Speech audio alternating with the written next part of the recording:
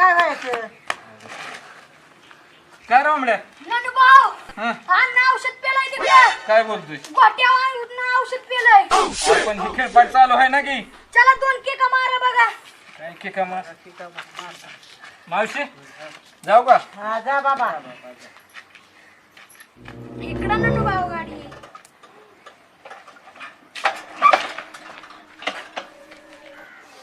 बोलू लागली हसू लागली बोलू लागली हसू लागली माझं कालीज आलन वर पोरी जरा जपून दांडा धर पोरी जरा जपून